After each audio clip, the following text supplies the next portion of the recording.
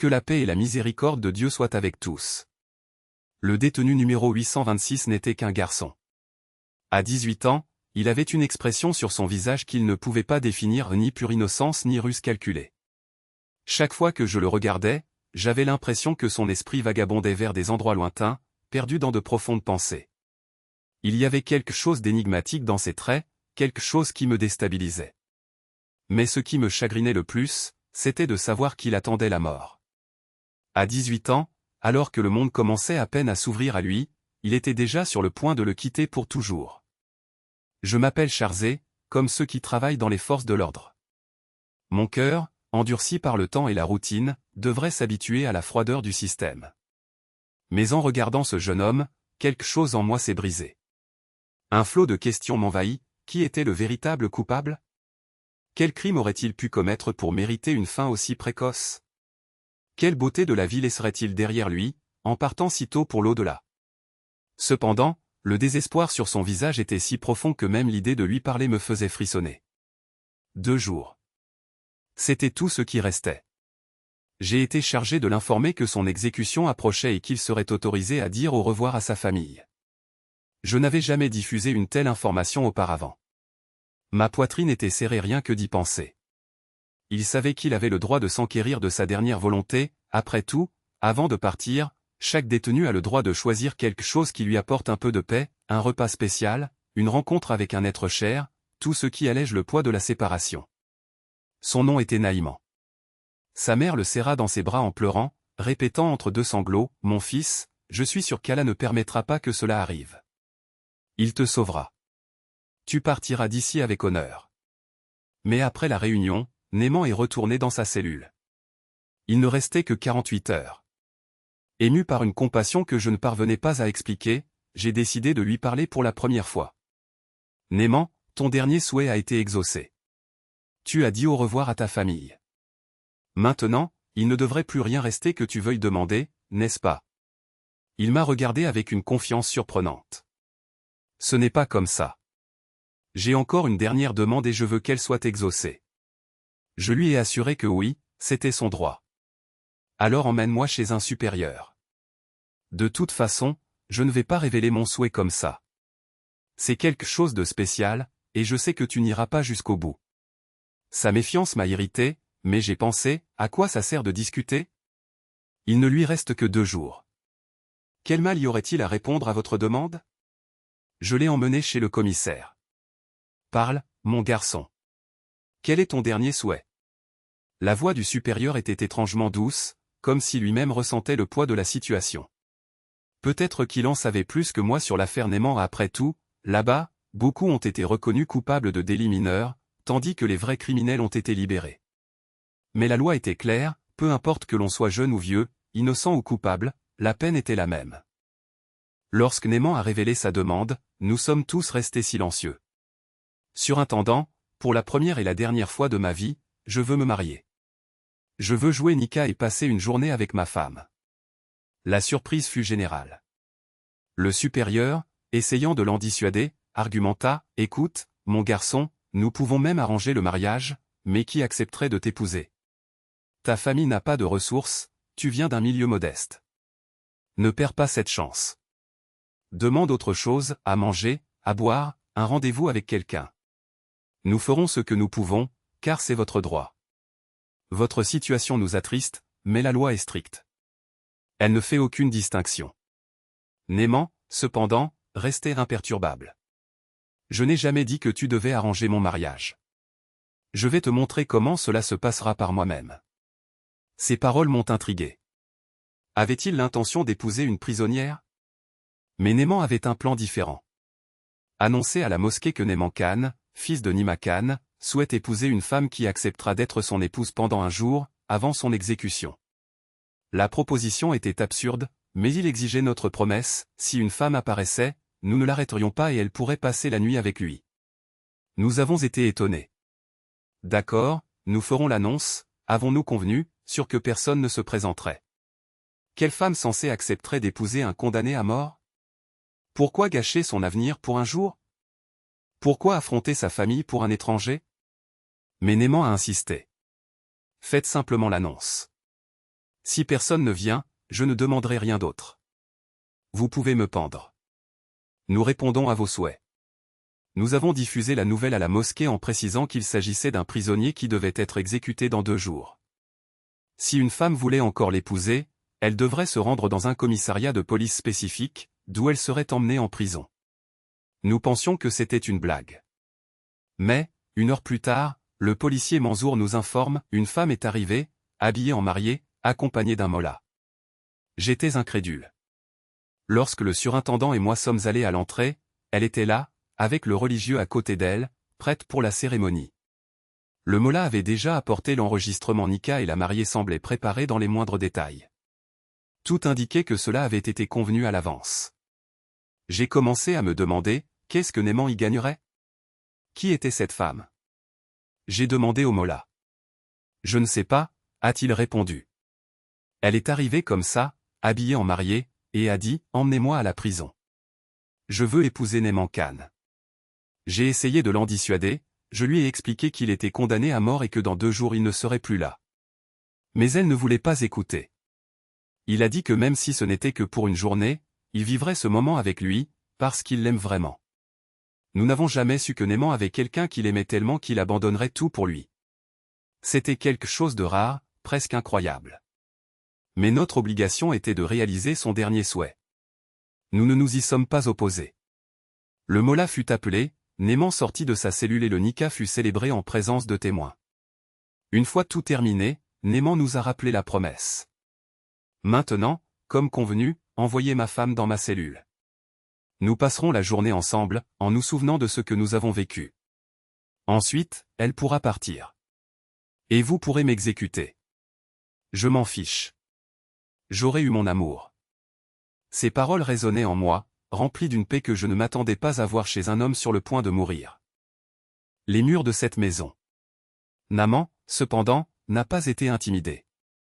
D'une voix ferme, il les interpella, si vous en avez le courage, entrez. Mais sachez que vous ne partirez pas d'ici sans payer pour ce que vous avez dit. Les hommes reculèrent, surpris par tant d'audace. L'un d'eux, le plus arrogant, cracha par terre et menaça, tu vas le regretter, mon garçon.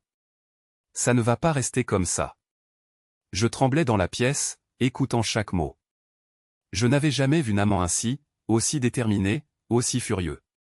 Lorsque les hommes furent finalement partis, il rentra à l'intérieur, le visage toujours marqué par la colère. Ma sœur, pâle, a demandé ce que nous ferions. Naiman a pris une profonde inspiration et a dit, ils ne s'arrêteront pas. Si nous n'agissons pas maintenant, ils reviendront avec plus de monde, et il n'y aura alors aucun moyen de nous défendre. C'est alors qu'il prend une décision qui va tout changer. Je dois sortir d'ici avant qu'ils reviennent. Mais je ne peux pas vous laisser seul. Il m'a regardé et quelque chose dans son regard m'a fait comprendre ce qu'il s'apprêtait à demander. Natsia, tu dois venir avec moi. Si nous restons, ils nous accuseront de déshonneur et ta sœur sera la première à souffrir. Ma sœur a protesté, mais Naiman a été catégorique, ce n'est pas un choix. C'est la seule façon de les protéger.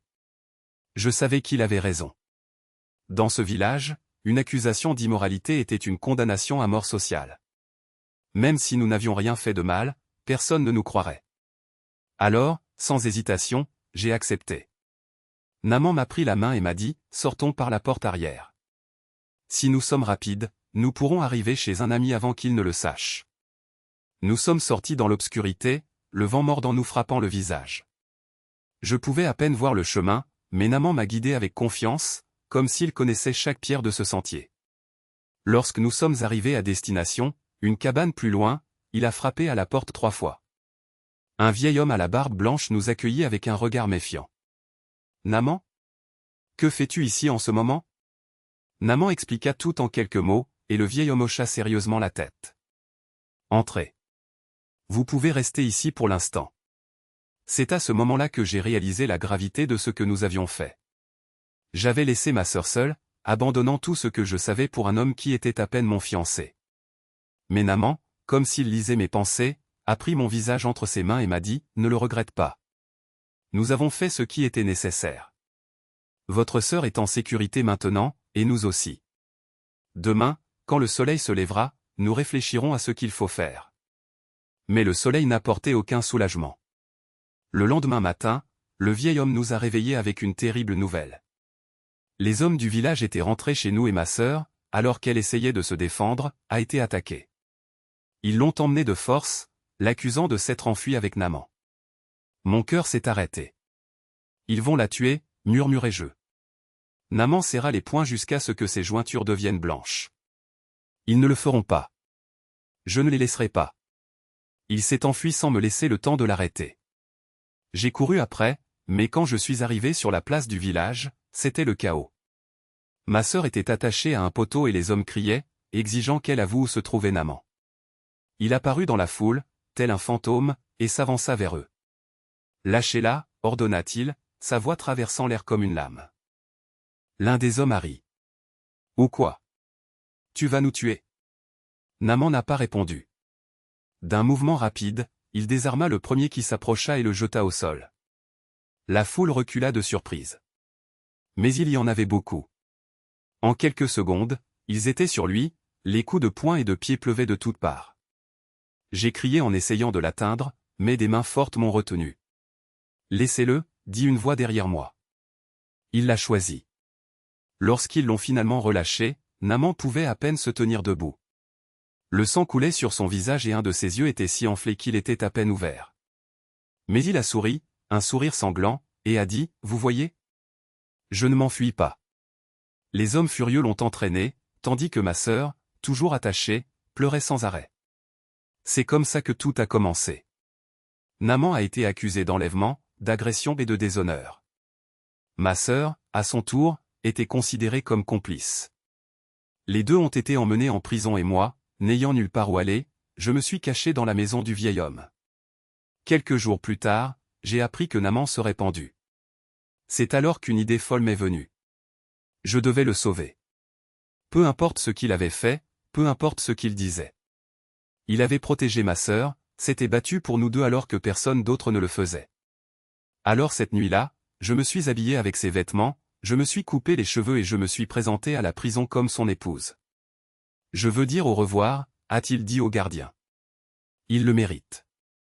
Et maintenant, me voici, assis devant vous, tandis que l'homme qui devrait être mort quelque part respire, libre. Vous me traitez de traître, d'imbécile, de complice. Mais je demande, qui d'entre vous aurait le courage de faire la même chose pour quelqu'un qu'il aime? Qui aurait l'audace de tromper la mort, même en sachant que le prix pourrait être sa propre vie? Naman n'est pas un criminel.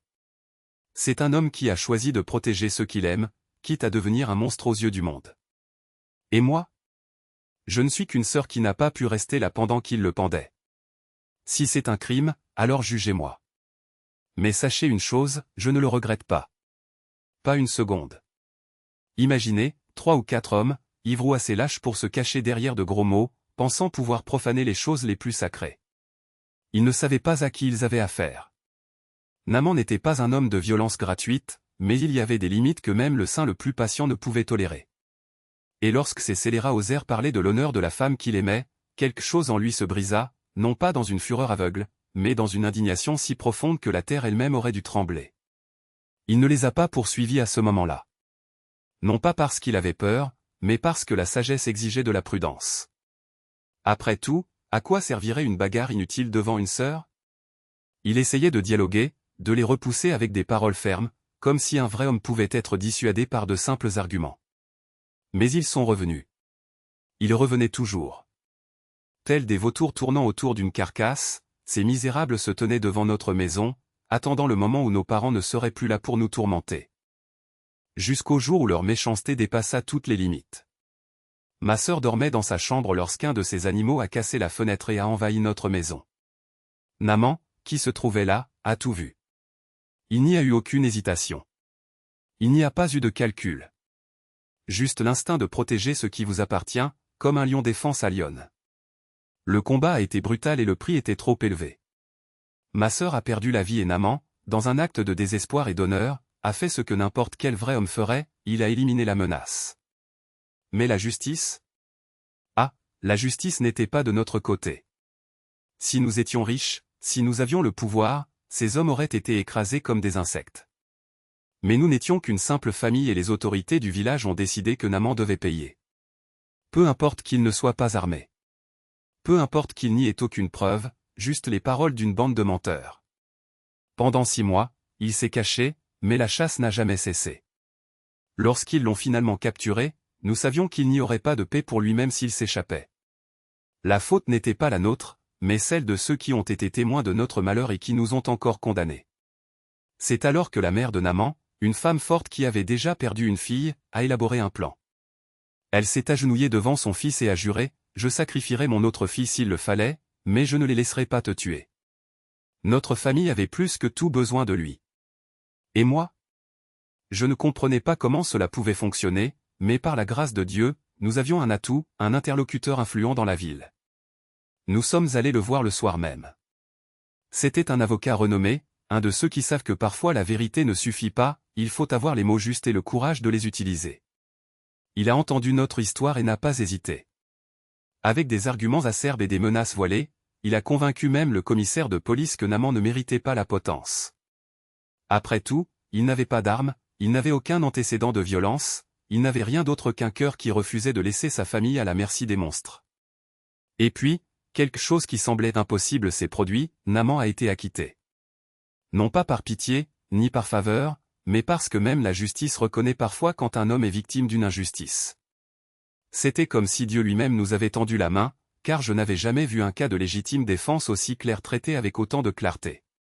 Qu'il nous guide toujours sur le droit chemin. Amen. Si cette histoire vous a touché, si vous pensez que la justice doit protéger les innocents et non les puissants, alors soutenez-nous. Partagez, aimez, abonnez-vous à la chaîne. Parce que des histoires comme celle-ci méritent d'être entendues. Et qui sait, dans la prochaine vidéo, vous découvrirez une autre histoire qui vous fera croire que, même dans les moments les plus sombres, la lumière peut encore gagner. En attendant, que Dieu vous protège. Allah Hafiz.